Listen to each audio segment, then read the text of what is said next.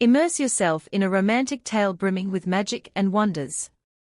Our cameras will take you into Tracy's realm of fantasy, where every breath is imbued with enchantment, and every moment could be the start of an eternal story. Join us in exploring her love story and feeling the deep emotions that transcend time and space. Drake's POV. It was hard to steady my breath. Every bone in my body hurt. My mouth tasted metallic from my blood. But Taylor's eyes were demanding. I knew he didn't care about her more than he did about his image. He needed an explanation, to be honest. I didn't mind giving it to him. I was planning to let Tracy know everything today, if it weren't for his interference. And when it comes down to it, behind all the curtains of being a secretive guy, I can barely maintain my thoughts to myself. My legs buckled and I fell on the grass. My back resting on the tree I was part of a minute ago. I called you that day. I told you she doesn't remember a thing. I said slowly and calmly, still working on my breathing, reminding myself, with my own belief emotions are power. So you took advantage of that and made her think she likes you? He asked, full of disgust and anger. No. I would never do that. She remembered me. I was in her past life. I was her best friend back then too. She didn't know you. She knew that in this life she is supposed to love you, but she couldn't. To her you were just a stranger, but when I called, you didn't care. I didn't believe what she said either. But I didn't just ignore her. You know you never loved her. I bet you never knew she existed before I told you she loves you. Don't think it's that easy for me. I love her. I have known her ever since ever. We've been neighbors since the day she was born. And I love her, which I can't control. She knew that. But she rejected me. She wanted you. She said she couldn't see anything but a best friend in me. It killed every bit of dignity I had. Talking to her was a challenge since then. When she said she can't remember a thing, I took advantage of that. I didn't tell her that I love her again. Not doing the same mistake twice. But I never lied about you, Taylor. I never did. She came to me today because she wanted to know that. I stayed because I am her best friend. Because I love her. But you, Tracy. Tracy's POV. That wasn't what I expected. Taylor hurt him badly. I hurt him badly. I heard enough. I started running as fast as I can. I ignored their shouts when they noticed my sudden flee. I ran as fast as my legs could manage. I ran and let the cold air push against me. I ran into people and didn't apologize or stop. I just continued running. I ran across streets. I ran away. My lungs were being ripped apart. My muscles were murdering me, but I didn't mind. I just ran away. I closed my eyes as I did before in my first life. I let the air embrace every hair on my head again. I wasn't mental. I was just too sane to believe what's happening to me. The next thing happened in slow motion. A loud horn sounded. An ear-piercing shriek cut through my ears. A sudden hit attacked my head, and I was left rolling in the air and onto the ground right on my head. My head was hurting. The left side of my head was pressured badly. I hated it. Something was wet against my neck. Am I bleeding? The ground was rough and wet. And my head throbbed. I needed someone to take the pain away. But it just got worse and worse. Tracy.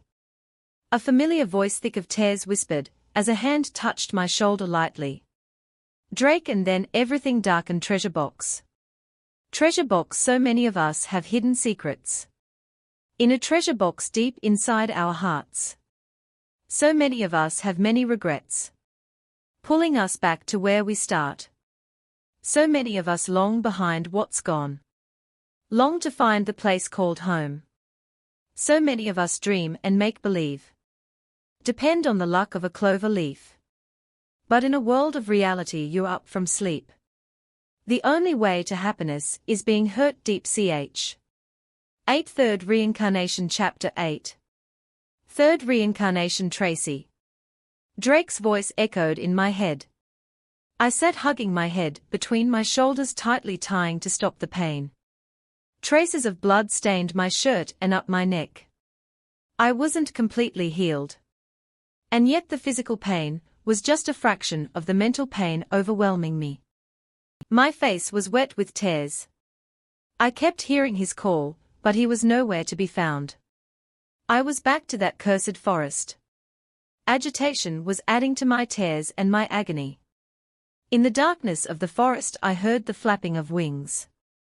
The first sign of life in this forest. The first sign of life was ironically death, a crow.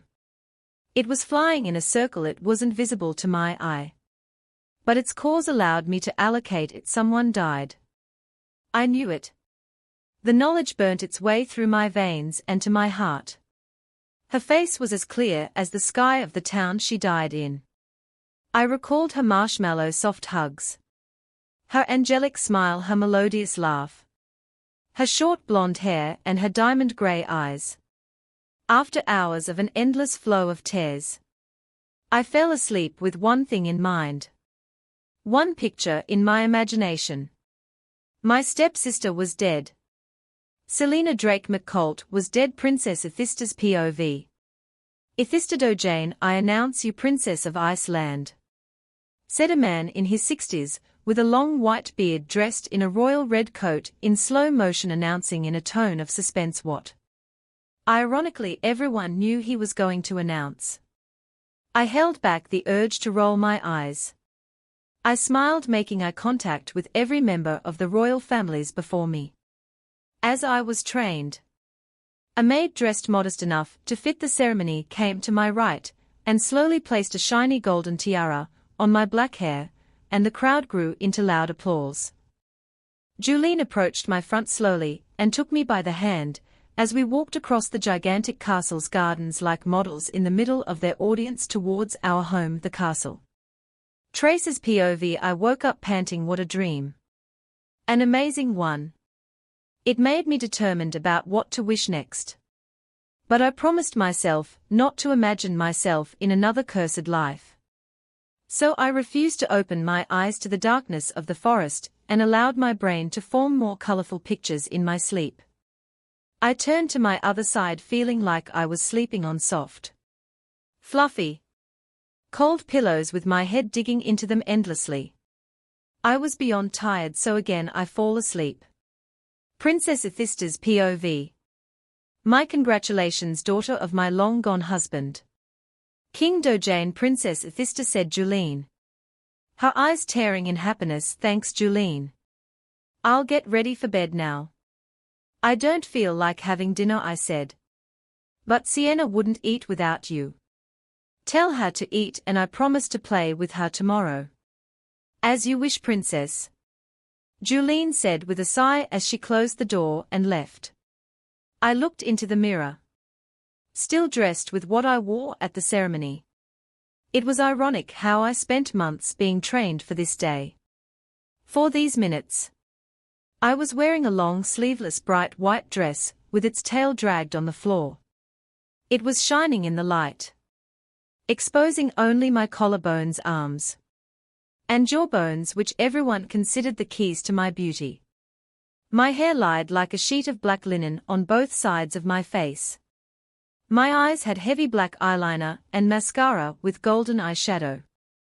Everything was made to match the one new thing, the golden tiara on my head. I was finally allowed to be the princess that held responsibility of this place. Iceland. Trace's POV. I blinked my eyes, trying to focus on what was happening around me. The girl in front of me imitated my every move. Who are you? I asked. But a girl awaiting the answer much as I am stared back at me. I reached with my hand to touch her. But there was a sheet of glass separating us. She was as tall as me. She looked about 20. Her hair was a shade of blue-black. Her iris was pitch black in color. Her lips strawberry red, and her skin a peach tone. It was then that I realized that the glass separating us was not just glass. It was a mirror. And the princess standing before me was me. The past couple of what I thought were dreams turned to be just flashbacks informing me of my situation, as this character my mind has created, as I fell asleep in the dark forest. I am Princess Athista in this reincarnation. I made believe of my fairy tale dreams. I stroked my hair and brought a small fraction of it in front of my eyes. No golden curls but ink black hair instead. By the time I've turned to look behind me, a knock on my door sounded. I swallowed and tried to sound like any of the princess I've read about in fairy tales. Step inside. The doorknob turned and a young blonde girl walked into my room. Something about her diamond eyes made her seem familiar. Maybe she was from my past life. Selena, I cried as I ran to hug her, nearly tripping. No, Sienna, she corrected, hugging me twice as tight. Ch9 Princess Athista Chapter 9 Princess Athista. In this chapter, whether referred to as Athista or Tracy, they are both Trace's soul in Athista's body. Selena's, I mean Sienna's. Giggles filled the dark chambers of the castle as I chased after her. Slow down, Selena, I can't run in this dress, I said with a cold edge.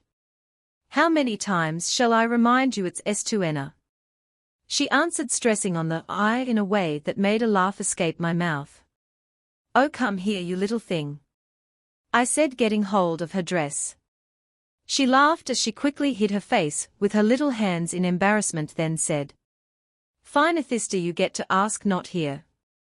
Come to my room. We walked down the long staircase, as the grey of the walls faded into the bright white of the castle. Most of the decorations surrounding us were see-through to represent the ice of Iceland. The hallway had white ceramic floors and white walls which were just too pure to be real. At the end stood a huge piece of ice, shaped like a door, the door to my room. The two guards pulled their crossed swords away from the door and let me in. We sat on the bed, Sienna in front of me, as I braided her blonde hair, adding diamond hairpins to match her eye color. So what is it you want to ask? She asked first. Well, for a start, do you know anyone named Selena? Nope. Such names are barely ever heard of in Iceland. It sounds too unfamiliar to our ears. We prefer simpler names like Jushita. That's ironic. Very age seems to find the other age's name as pathetic as they thought of theirs. And who's Jushita? Oh, she looks after me while you and mother are away attending one of those royal meetings. I looked at her thoughtfully, then asked, Is royalty here passed by from father to son? No. Or else you wouldn't have been the princess. See, it's a little complicated. Iceland is very different when it comes to authority. Here, every time a king dies, another is elected instead. There is no such thing as princess or prince just because they are the children of kings. Even kings' wives aren't considered queens. The naming of king and prince depends on an age barrier set in the laws of Iceland. This is, of course, just an exception for Iceland. It isn't common in the neighboring lands. Coming to how you became a princess in a place where women are considered weak.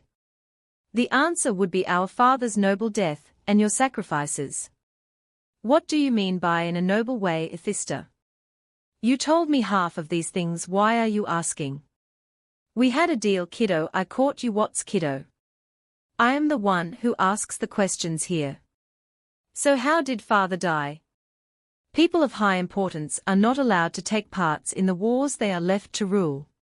But then when the air of Iceland was thick with the blood of the innocent, father insisted on taking part. He was the reason Iceland is safe now. Although it was in trade for his life as an honor. They passed the crown to you instead of finding another powerful king. Sienna explained in a manner that made you forget that she's just a 10-year-old. But they let a weak woman rule Iceland. You aren't weak. You gave up enough to show that you were as powerful as father. What do you mean? What did I give up? I'll tell you tomorrow if you play with me, she said teasingly right before yawning heavily. Come on, Sienna, I started to protest. But she already fell asleep in my arms. Dream 1. A heavy knock sounded on the door, and I turned my head facing it. My father was tall and muscular, his brown hair messy and his brown eyes absorbed in thought and anger. He rushed to open the gate instead of the doorman, as fear seemed to thicken the air of the surrounding. I didn't know where I was. Did I pass into another reincarnation? Iphista's father is dead, and so is mine. So how is he well and alive in front of me? This must be some dream. They are getting closer. Their weapons are a great advantage to them, slaying our warriors. King Dojane, the messenger said between heavy breaths. I open my mouth to say something, but the words won't come out. Allow the people of Iceland to join their warrior brothers and help them fight. If only I could go there as well, my father said in frustration. The messenger left and Dad kept pacing back and forth. Sobs sounded from behind me. So I turned my gaze to find Sienna sobbing in Iphista's arms. Ithista, I'm leaving, my father finally announced. Where to, father? I am joining the war. Even if it costs my life. If Iceland got destroyed, there would be no place for royalty. But father, they wouldn't allow you. Oh, who could possibly stand against the king's will? Or do they only hear my orders of luxury? What about us? Squeaked Sienna. Julene and Jushita would be looking after you too. Not to mention that you, Ithista, are old enough to look after yourself. But would you just throw us into poverty by your actions? Steal the life of luxury from us? How would we adapt? What if we end up taken as slaves? Ithista protested in anger. Well, if this country falls, we'll fall together. Don't be a weak coward, be as strong as your father. Mind over Urt, shouted the king before leaving the castle in full armor and a sword. The slamming of the gate sent echoes in every corner of the castle that a heart-shaped diamond fell to the ground and shattered into millions of pieces. Did this happen for real? I wondered while sitting in bed hugging my legs. There was only one way to know, Selena. A knock sounded at the door, as I slowly approached it in my full-length white linen nightgown. It was Julene at the door. Like Julian was in my real life. Julene is really caring to an extent that stepped over my nerves. She was complaining about the dark circles beneath my eyes, although they were hardly visible. She wanted me to have enough of what they call beauty sleep, so that I'd be a shining star every time some royal meeting pops up. And as she claims today is even more important.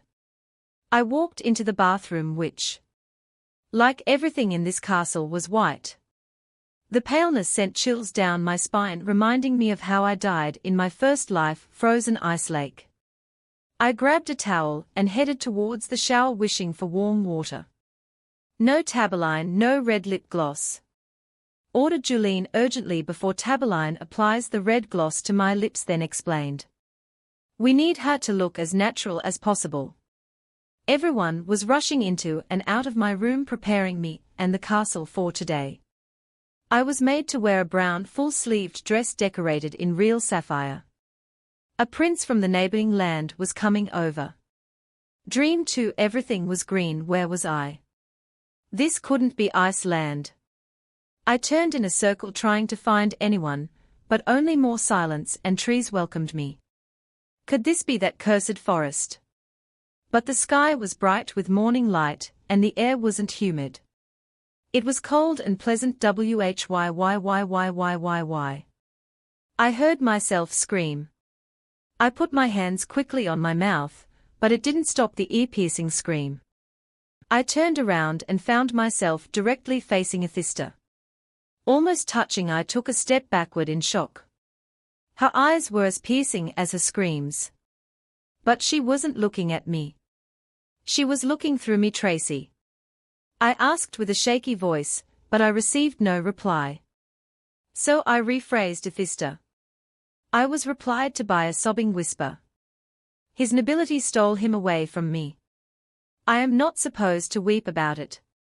I am supposed to be proud of him. But he left Sienna with Julene. And left me with nothing. I am an orphan Cinderella now. I loved him. But he chose mind over heart. He chose everyone else over me. I blinked twice. A red curtain was in front of me. Athista, whispered Sienna from beside me. I am sorry. I must have been daydreaming, I explained to Sienna.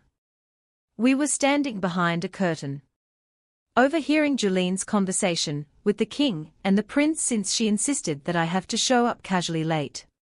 Good to see you, Julene. You look absolutely magnificent, said a bold voice. The king. Good to see you too, King Dmitri.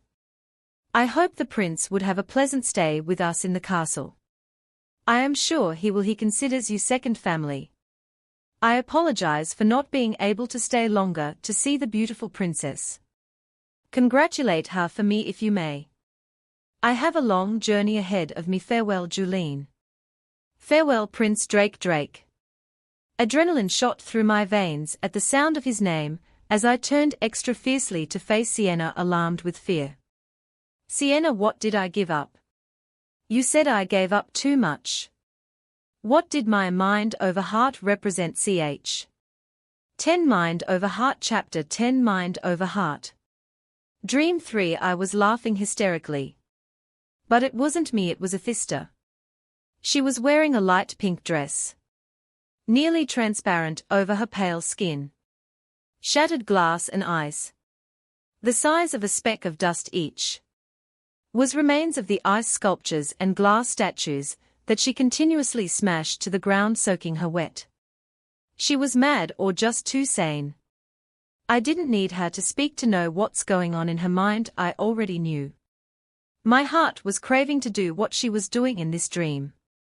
It was the day before announcement day. My legs collapsed beneath me as I fell into a sitting position, cross-legged. I wasn't devastated for the reason she was. I was sickened from the life's lack of perfection. The shattering of glass and ice was pleasant but unsatisfactory. I didn't want to think about what Sienna told me. I didn't want to face what I gave up. I wanted to live with it. Better live with the imperfections, than fall into a new unfamiliar labyrinth. Not to mention, there would be no other mazes to get lost in anyway. A gust of air blew my hair as Athista fell beside me into the exact same position. A reminder that we are one. I'd rather wear the puffy golden dress tonight, I said, wearing a huge fake smile to Tabeline. But you wore that a few weeks ago. On the announcement day, princess.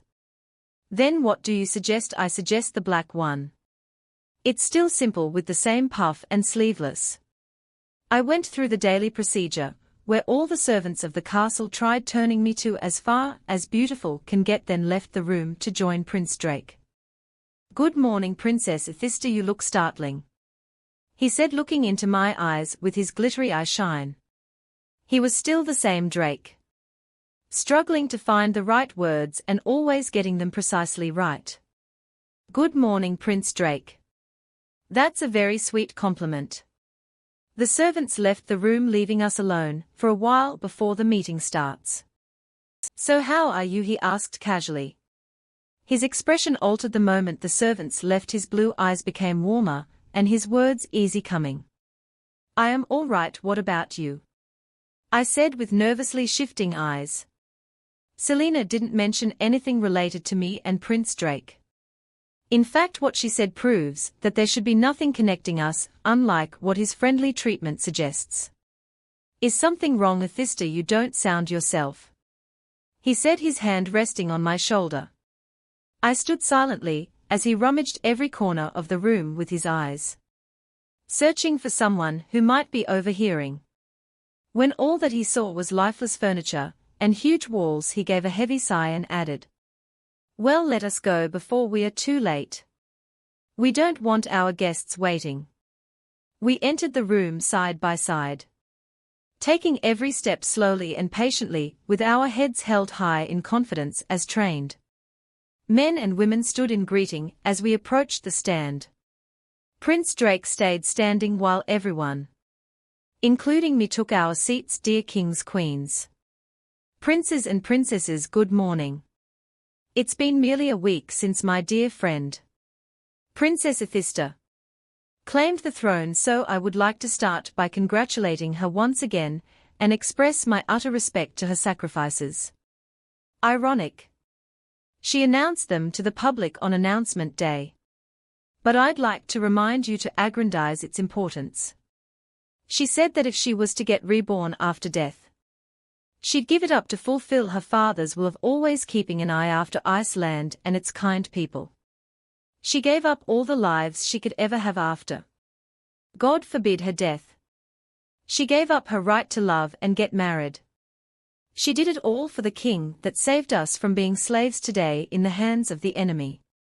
And for that, our souls shall forever luster in gratitude and our hearts beat in reverence. Everyone stood in applause as I gave them an elegant smile in return. Lastly, I would like to thank her for welcoming me in her castle for the next couple of days, so she would bounteously of her show me around Iceland. Thank you all.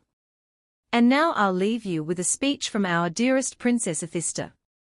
I stood up, nodded at Prince Drake in acknowledgement, still smiling, cleared my throat, then started my speech. If you think it's simple for those who made a speech before to do it again, you're wrong. Standing there, all eyes locked upon you, the air frozen with silence, waiting for your voice to vibrate through it, knowing that every word you say and every mistake you do counts, as well as sensing 1,000 ready to hold these errors as a grudge against you, is a routine our adrenaline is used to exaggerate about. Even as the princess, with the words carefully written down by a professional writer, when I said I had a writer's block before they trained me to pronounce each word. How to shape my emotion with every sentence. How to gesture with my hands swiftly, not nervously. And how my eyes and lips should be ever so expressive. It wasn't by any means easier. Words cannot explicate my ecstasy for being the daughter of noble King Dojane, for standing here today, for receiving such marvelous comments like the one Prince Drake has just spoken. I swallow slowly, fighting against my heart's irregular drumming pattern. I looked at Prince Drake, who was giving me the same smile he gave me this morning. Took a breath and resumed then. I would proudly announce that our dear citizens have worked hand in hand to rebuild Iceland after the wreck it has become from the wars. I was also assured that Crystal Lake was fortunately spared from the savage hands of the barbarian war that twisted around our land, choking it from peace. Prince Drake and I will be visiting it tomorrow, at sunrise, to witness this news by our own naked eyes. Other than that, I am still to remain at my word of not allowing my heart to love, to only allow my mind to function, to help Iceland at the same pace my own beloved father did. It's a law only those who follow will succeed. Mind over heart. The crowd stood up and clapped, relieving my heart from adrenaline. And by that I was left again with Prince Drake. No, Athista, don't turn around, that's cheating. Squeaked Sienna. Come on, Sienna. I can't stand blindfolded like that forever. I said impatiently. Okay, we are ready. Now follow our clapping volume, Athista, whispered Prince Drake in his amiable tone, which made me a mental note to call him Drake without Prince. We were back at the highest floor of the castle, beyond the dark hallways in a deserted chamber. Drake and Sienna each held one of my hands as they helped me up the staircase to reach the top of the castle. Selena's hand was small, curled around my fingertips. It had a soft texture, just like a newborn baby's skin. The other hand holding me was more masculine, of course. It was bigger than my own and much cooler. I can't help but think of how both my hands can be embraced in one of them, and there would still be empty space in his grip. Drake's hands weren't as huge as I am making it sound. It's that my hands were like, as I have been told, my mother's. Small and delicate. We came to a stop and they let go of my hand. I turned right and a low clap sounded. I kept going straight as the claps got louder. When they stopped, I started turning at different angles until they sounded again. Sienna giggled and Drake shushed her as I got closer and closer to where they were leading me. I felt the air from my right weaken and heard a breathing pattern there. There I whispered. We weren't hiding really. Everyone knew I was playful. I loved playing with Sienna. They didn't know that Drake was involved at times. But it was the last thing I could bother to have them discover. I whispered because the night was still. The air was cool, the perfect aroma for quietness. Drake's hands each settled on one of my shoulders, sending a cool shudder down my spine. I'll untie your blindfold. But you have to promise to keep your eyes shut for a second. He whispered back. I replied with a slightly shaky nod before he removed his hands and easily worked his way untying the knot at the back of my head as I kept my eyes shut. Open your eyes, ordered Sienna, nearly jumping in enthusiasm. I opened my eyes, taking a second to adjust to the faint light. Sienna was standing before me. Eyes glittering with excitement. Turn around, Drake said from behind me, again sending chills down my spine. I slowly turned half a circle round. 2 red veils from either side were tied to the balcony walls. The floor was coated with silver and golden glitter, shining with the reflection of the light the candles made. There were too many candles. 21 to be specific. 2 on each of the 10 floors of white cake. And only one on top. Happy birthday, princess, said Drake a little louder this once. Happy 21st birthday, Athista, repeated Sienna, hugging my waist. The highest she could still reach. She tilted her head to face Drake, then asked, "Can we give her the gifts now?" "Sure, you go first," he said, still looking at me. It was a crown of flowers, each accompanied by a leaf on both sides. Again there were 21 flowers, all having different shades of color. I made you this by myself. They are from the flowers surrounding Crystal Lake, explained Sienna. It's beautiful, Sienna. Thank you, I said, hugging her tightly after wearing the crown. And I got you this necklace. It's ice within a crystal shaped like a heart.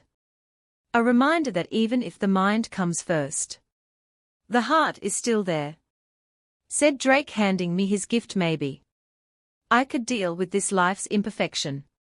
Maybe it was being a true princess rather than pretending to be one that I really needed. Maybe the law of reincarnation isn't needed anymore. And love isn't so essential as long as there is care and happiness. Maybe that's the closest life can become to perfect. We'll have to hurry up. We have an early day tomorrow, Crystal Lake at sunrise, I said, as I paced back towards my room side by side with Drake and Sienna. Something popped up in my head. The idea of flowers surrounding Crystal Lake bugged me. Why would a land covered with ice and represented by all the white in the world have any greens in it? Ch 11 Happy Ever After Once Again. Chapter 11. Happy Ever After Once Again. Dream 4. Come up, Athista. Read us what you wrote, said a tall guy wearing a white shirt, blue tie, and black trousers. His hair was a dark shade of brown. His pitch-black framed pair of glasses made him look young and handsome. The shiny wooden desk before me was deserted from papers, but I stood up anyway. A screech sounded beside me as someone got out of their chair. Moving my head in reflex, I sight beside me a young girl with the same ink blue-black hair as mine, Athista's. My golden hair was lying on my right shoulder, tied with a purple ribbon, an indication that this was another dream where I, Tracy, am just a spectator. Athista was barely 10. As tall as Sienna, just much thinner. She made her way to the front of the class and stopped beside the teacher. Her hair was tied in a ponytail, and for the first time, she was wearing a fancy purple blouse and knee-length black skirt instead of a dress. The board behind her read future ambitions.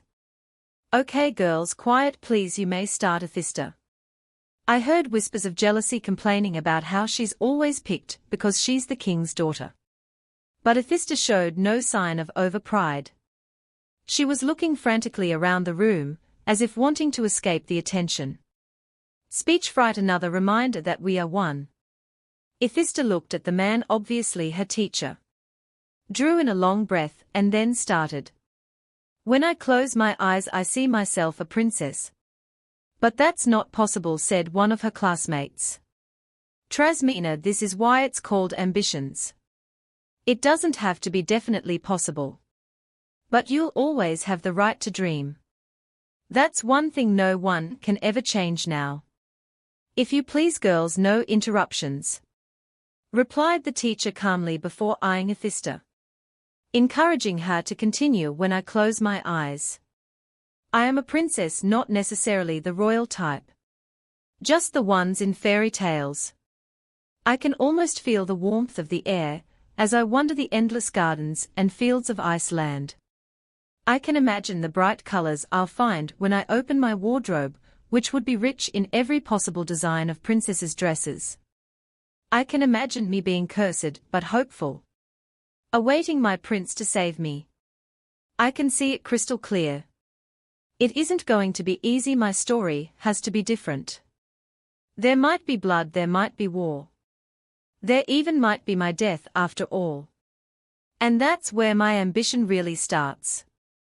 I wish I would have the choice of what my reincarnation would be into. I'd travel forth in time. I'd become a girl living in a simple countryside, enjoying the amazing inventions to be invented. The school's the difference. Or even fall into some modern Romeo and Juliet story. I'd keep planning a better reincarnation every time I die. To maintain perfection. Assured that this cycle will be endless. I walk around the class while the teacher starts praising Athista's words and comments on different aspects of it. I started reading others' titles: become a healer, become a mother, become a teacher, no ambition, become popular, become rich, become a writer, ambition is bad, become an artist. And then they all repeat. Differently phrased yet same idea. They all want something realistic. Something in reach. But Athista's mind was far too mature. Her writing skills so pure. Reincarnation, the ambition of a young girl. The only thing she'll never come to achieve. I give a painful smirk as I slowly fall back to reality, if that's what it is. They let me take care of myself. Choose my dress and makeup. Which was alone one huge step. Selena. I called at the top of my voice, Siina.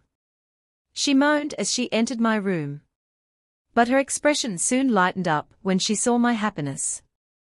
Her diamond grey eyes glimmered and she embraced my waist in greeting. Okay, so ready to make me a princess? You are one already. She pointed out with a raised eyebrow full of sarcasm. I remember how I used to tell this to Selena. And watch her hop around in happiness. The memory of the day we decorated her room leaks into my head. Soothing me, Selena understands in a second. Because she was a part of me, a part of Tracy here. I am just a stranger, but I'll fit in right. Don't you get tired of this castle's routine? They get to dress you and prepare everything. She nodded, urging me to continue. Well, today is free day. We'll get to create a fairy tale atmosphere of our own taste. Without a prince? She asked, curving her lips in a sign of pity. I paused for a second, doubting my senses. What if she's really Selena? There is no difference. Just like me and Athista. I smiled at her, then answered warmly. Drake can play that part today. She gave me her ear-to-ear smile, exposing her breathtaking dimples as we started. She picks my dress. Off-white with some golden thread crosses from chest to waist where it tightens a little. The puffy part of it was clear from any designs that would spoil the sensation of serenity. The sleeves were the best. They wear two loose puffy off-white straps, with some golden textile decoration sewn on it. They fell to the side, making the dress look perfect. The dress wasn't the royal type. It was the fairytale princess type. I hoped I could have my golden hair right now. But I dealt with the ink black one. I tied it up in a very low bun hidden behind beautifully curled ringlets of hair. Then made a low puff on the top and fixed it with a small golden hair clip. And then my tiara. Of course the makeup was easy. Just a light peach shade of lip gloss and blush with heavy black eyeliner, and mascara did the magic. You can continue solely from here. Princess Athista and Prince Drake, said one of the guards in a stone-cold tone. Selena, or shall I say Sienna, begged to come along, but only received refusal from everyone. Julene refused since she wanted the visit to be as royal as possible. I needed some peace. And Drake thought that should be better for all. Thank you, said Drake as we continued walking between the thick forest of trees. Everything was green. Plants were engulfing the landscapes. Birds were twirling around trees and some were picking cherries from bushes. Melodies sung by the birds were lingering in the cool air above us. I also couldn't help but notice how rich the forest was with squirrels, rabbits, raccoons and many other beautiful species of animals. The fragrance of bananas, cherries, peaches, oranges, mangoes were breathtaking and appetite-shaking. How could they grow this huge variety in one single place? At one single season, Drake, the place is too green. I know, Tracy. No, I mean, why? Wait, what? What did you call me, Tracy? Who's Tracy? I asked, trying to sound and look perplexed, which wasn't a very difficult task judging my current situation. Athista told me a lot about you. Every time she slept she saw you in her dreams. She also kept describing your personality, which helps me recognize you now. She had dreams about me. Well, she had this obsession with reincarnation. She also wrote about it a lot in her dreams. She always turned into you. Why do you think I am here then? Remaining calm and trying to squeeze what seems like a huge amount of information in the presence of adrenaline into my brain was all my senses can adjust to do. She had a dream before. She told me that after you die in your original life you'd consider making a visit to her life. But she herself didn't die. Where is she? He looked at me, giving me the same lip curve of pity and pain Sienna gave me earlier, and added, probably trapped in your dreams. The idea of me kicking out someone from the lives I move into was nudging my conscience badly. I was thinking of the previous lives I was in. How I might have replaced those girls. Of course it didn't bug me back then, since whoever it was looked exactly like me and went by the same name. I won't let it overwhelm me though. It's just a theory, I keep reminding myself. But one question did remain within me, eating me inside out. Who took up my original life? Am I dead yet? So this place is named Iceland after Crystal Lake? I ask, still confused. Yes. I'll let you see for yourself though, said Drake. He was making an effort to cope with me. Not hating or anything, but if he did, he'd have all the right. So I am hoping the similarity between me and Athista would help me blend in this life after all. We've been walking for quite a while. The sun is making its way up, sending beams of yellow and orange light across the blue of the sky. The animals that have been resting earlier began waking up, smuggling around for food, while the birds grew sounder, and the air became warmer. A thick circle of trees stood before me, as I made my way under wooden branches with careful steps. That's when I saw it. In the middle of absolute greenery lies an iced lake with a glamorous crystal shine. It was circled by rows and rows of colorful flowers, the one my crown was made of. The contradiction was beautiful, as if it was a piece coming straight down from heaven. But the conditions under which it exists, and the heavenly look to it, weren't the reason why I was standing here. Jaws dropped. It's that the lake came straight from my old life, where I first died.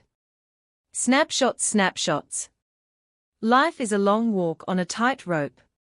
In a world of inception, there is no second chance.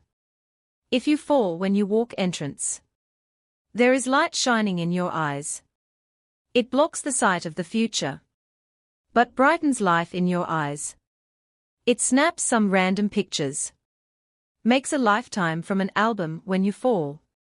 You drop to another stage. Another chance to screw up, like you did in the first place. Until the code of inception does decipher. To another world you do transfer. A chance of screwing taken from you. As you walk into the light, life plays like a video with no rewind. So you break down, shatter. For every time you didn't pose for the picture right. Ch12 Crystal Opaque Chapter 12 Crystal Opaque. I'll leave you be then, Drake said finally after a lot of persuasion. The moment his back turned to me was the exact one I fell to the ground with only one of the trees behind me available for support. I don't know exactly how, but as a laugh of madness escaped my mouth. I fall asleep, the final dream. I look around me, but there is nothing to be seen in this endless blackness of the night. I sniff the air for the smell of greens, just to end up with the Siberian coolness of ice without a smell to locate. Where am I, Thista? I call out in a hushed voice. No reply. So I just sit there awaiting some scene to be revealed in front of me again. Like in any dream, but the silence keeps dragging on. Tracy called, a distant sweet voice. Sienna. I reply with a sign of relief. A small figure carrying a candle slowly came closer to me as I sit and await. Limbs frozen with fear. Sienna. I repeat with more enthusiasm, as more of her face shows beyond the candle light. Clena. She corrected with her genuine smile, as she gave me one of her marshmallow hugs. Where are we, Buttercup? I don't know. But I imagine it to be where Belle ends after the beast fails to get his kiss before his rose withers away. I let a laugh escape my mouth. All part of the madness. Well, how did you get here? You told me I'll never get over it. So I'll be like Tracy was in that story. Awaiting forever what will never come. Get over what? I asked, perplexed. My cancer. So you really did? Yes. I died. Everything sort of crumpled down since you left us. Mom breaks down out of nowhere. Drake stopped attending school. And my cancer did what your diary said it would. I am not blaming you. I was already passing away by the time you attempted suicide. I stayed there to watch whatever happened next, then left. You left for rebirth. I am stuck here. I don't think this is by any means reincarnation. Stuck in my dreams. What happened to me? The coldness in my voice was growing back. As if all the taming failed, nothing. You're still there lying on a hospital bed with Drake by your side. The doctors did everything possible, but although alive you remain there, passed out. Julian pays visits to my grave and your room the whole time. It's all she could do not to die in grief herself. It was crystal clear she was blaming me. She was accusing me of being foolish. Of leaving both my best friend and her own mother drowning in an ocean of agony that she helplessly dragged them into. The difference between me and her. What made my half-sister 1,000 times better than me? Is that I always had the choice whether to leave or not. But do I still have the choice? As if she could hear my thoughts. The next word came out of her lips in a flawless, calm tone. Yes, last thing, how do you know about reincarnation? She told us, don't you remember who? Darkness replied with silence. Prince Drake's POV. Every time I fall asleep I see Tracy in my dreams. I have to admit. No matter how many times I mocked Athista's idea of reincarnation, and her endless dreams about them. I dream about reincarnation too. Every time I close my eyes I am in another place at a different time. I a time traveler. In my dreams I am wearing fancy modern clothes.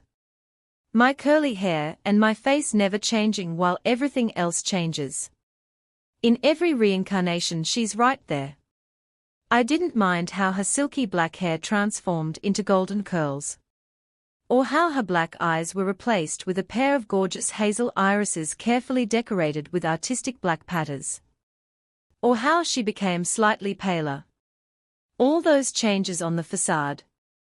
And even the slight addition of coldness to her personality didn't change the fact that the girl called Tracy in my dreams was somehow a Thista.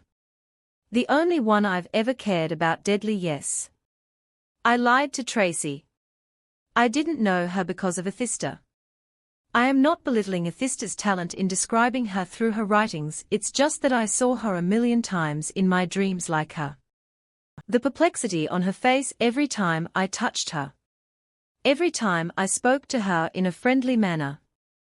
How she flinched when I told her this is a reminder that even if the mind outruns the heart is still there. And finally, as Iceland unfolded before her eyes, were enough indications that Athista's body was occupied with Trace's soul. Even after I revealed to her my knowledge in the forest, I couldn't get myself to hate her.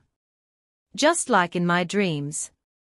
Something about the warmth of her soul, as she walked beside me, kept me reminded that she was somehow Athista, the princess I am hopelessly in love with. But maybe it wasn't the same for Tracy. Maybe she couldn't help but loathe me. Is it something related to Taylor? The guy I dreamt about? The one she apparently loved in a reincarnation? Or how I was in every life directly or indirectly? A reason she escaped it? Because these were the explanations my puzzled mind could come up with as she begged me to leave her alone for a while. Fine, I'll leave you, be the words I dreaded. The words that sent sharp agonies of pain spilling invisible gore in every direction, as I saw it happen again in front of me. Yes, I was there the first time. At least that was what my dreams told me. In Trace's first life, when the trip got cancelled at the last moment, Julian told me she went out to write. But instead I found her getting carried away in an ambulance truck. Her body heat was melting the ice beneath her, making it too slippery to maintain her stability. A mad laugh escapes her mouth as a soft crack begins to sound. She wasn't mad, she was just too sane. That was the last thing that happened. Before the ice engulfed her, as she committed suicide once again to turn into an ice princess beneath the surface of Crystal Lake. Trace's POV. I was enjoying the coolness of the water. I swam, freely enjoying every bit of this dream. I swam till I couldn't hold my breath any longer. I felt my lungs being slowly ripped apart. My vision slowly starting to blur. Everything was too cold yet too hot. I couldn't feel my limbs. I lost control over my entire body. I began to sense my soul being slowly pulled out of me, leaving every part of my body lifeless. Whether this was the end. Whether this was my gate to the afterlife. The end to the cycle of my reincarnation, as I clearly announced as Princess Athista to the public. Or whether I was going to get back to that dark forest, where I'll be forced to sickly sit around refusing to imagine another reincarnation. Or whether I was going to go back to my old life, which was the only correct way I should be seeking now according to Selena.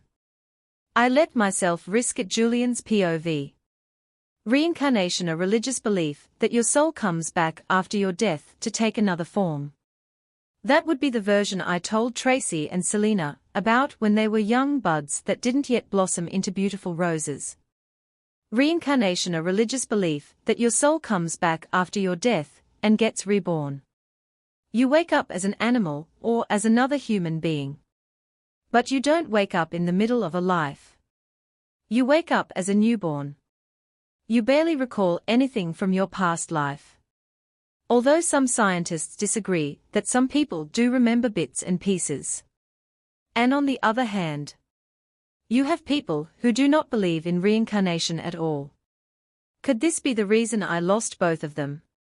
Did they like the first version and decided to escape reality? I couldn't imagine Selena hating life. She was like sunshine, always warm. Always shining every other day, but Tracy might have. She hated reality. I know she didn't hate me. I know it's the fact that I am her mother's replacement that bugs her. My father married after my mother's death, too, but what might have driven her away? That didn't happen to me. Was the thought that her birth was her mother's murderer, when her mother was chosen over her, yet having her survive instead. Or maybe it was the mental devastation Drake's death, my husband, brought to the whole house that adhered to her heart strongly. Looking at her pale face in the angelic sea of golden curls lying beside her on the hospital bed, with all the questioning occupying my decaying brain, was the only way I was able to remain intact. Selena's POV. I don't know where I am. I don't even bother question myself anymore. I miss Mom, I miss the ice cream man, I miss Daddy. I miss Drake, and I awfully miss Tracy. I know Tracy has been here a while ago, but I still miss her nevertheless.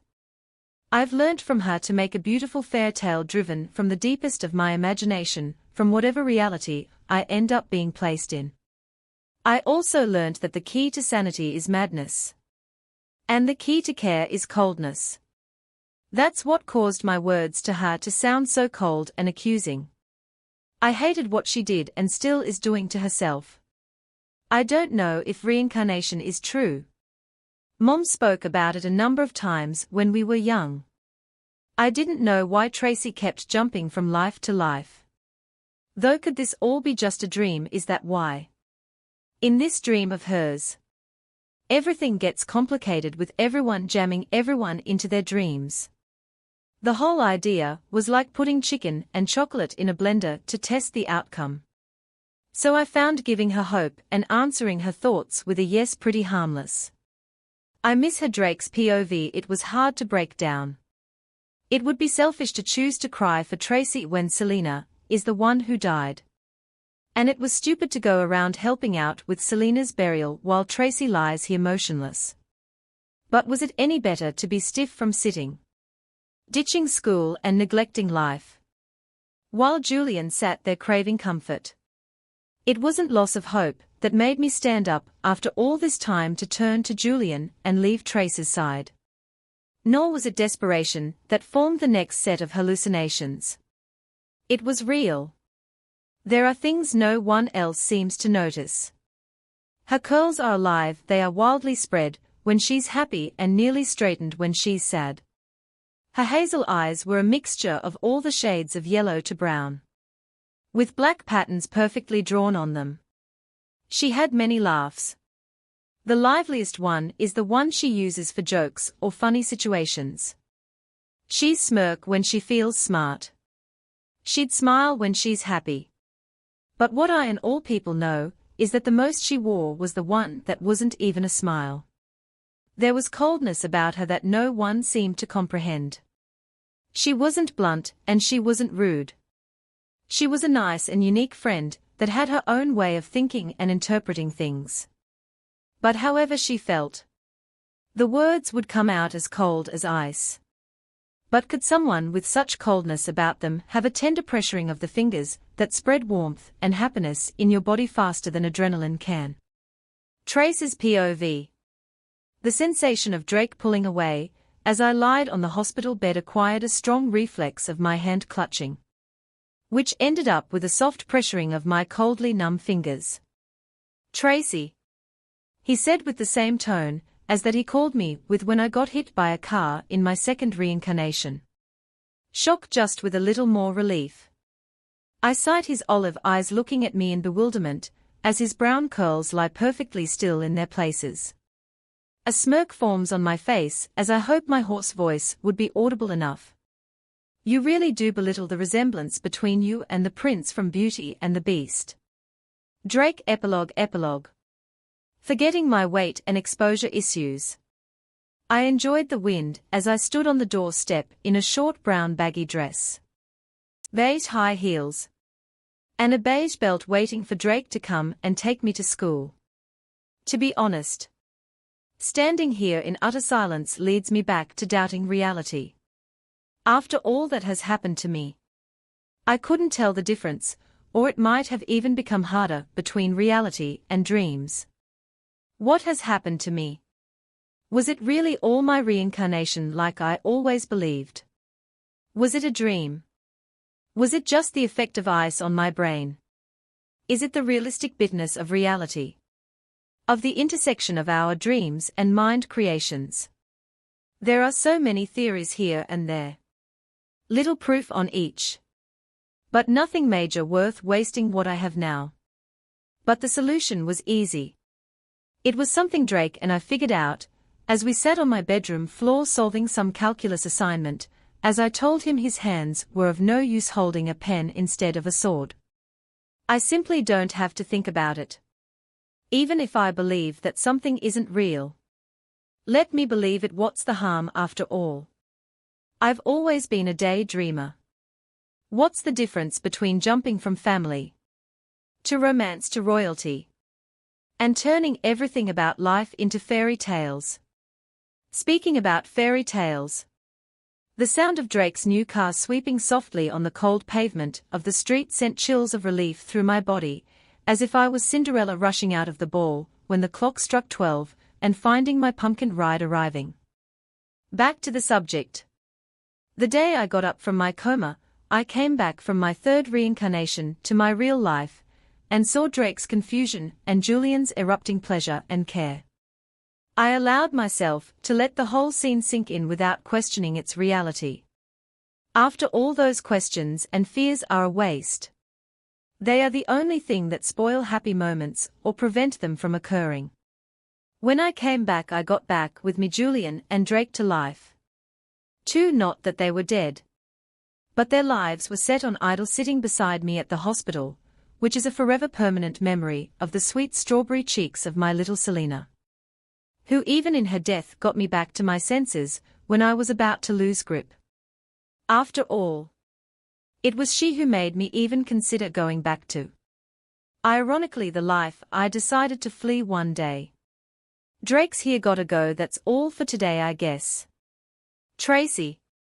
Tracy's story is a reminder that no matter what changes life brings, we have the strength to face and overcome them. If her resilience and courage have inspired you, subscribe to our channel, and let's find enlightenment and strength in every video.